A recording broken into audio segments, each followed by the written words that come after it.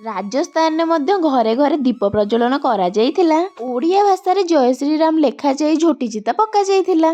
ଯେହେତୁ ଆଜି ଗୋଟେ ବଡ଼ ଦୀପାବଳି ପାଳନ କରାଯାଉଛି, ବାଣ ବିନା ଦୀପାବଳିଟା ହବ ବି କେମିତି? ସେଥିଯୋଗୁଁ ବିଭିନ୍ନ ପ୍ରକାର ବାଣ ଆସିଯାଇଥିଲା। ଦେଖନ୍ତୁ ସାଙ୍ଗମାନେ, ବହୁତ ଖୁସିରେ ସମସ୍ତେ ମିଶିକି ବାଣ ଫୁଟା ଯାଇଥିଲା। ଜଣା ନାହିଁ ଏଇଟା କୋଉ ବାଣ ଥିଲା, ଖାଲି ଇଆଡ଼େ ସିଆଡ଼େ ସିଆଡ଼େ ଇଆଡ଼େ ହେଇ ଖାଲି ଡେହି ପଡ଼ୁଥିଲା। ସିଧା ଆସିଗଲା ମୋ ପାଖକୁ। ଦେଖନ୍ତୁ ସାଙ୍ଗମାନେ, ମୁଁ କେତେ ଜୋରେ ଚିଲେଇକି ଦୌଡ଼ି ଯାଇଛି ସେପଟକୁ। ବାବୁଙ୍କୁ କହିବା ପରେ ସିଏ ନେଇକି ଟିକେ ଦୂରରେ ଏଇ ବାଣ ସବୁ ଫୁଟେଇଲେ। ପଛରେ ଜଣାପଡ଼ିଲା ଏଇ ବାଣଟା ପରେ ଥିଲା ବଟରଫ୍ଲାଏ ବାଣ ବୋଲି ଏତେ ଜୋରେ ଉଡୁଥିଲା। ଏପଟେ କୃଷ୍ଣଙ୍କ ପାଟିରୁ ଜୟ ଶ୍ରୀରାମ ଖାଲି ବାହାରି ପଡୁଥିଲା। ୟୋ ଆସିଗଲା ସୁନ୍ଦର ଆଇଡିଆ ଟିକେ ବାବୁଙ୍କ ମୁଣ୍ଡକୁ। ଗଛ ଉପରେ ଲଗେଇଲେ ଗୋଟେ ମହମବତୀଟିକୁ।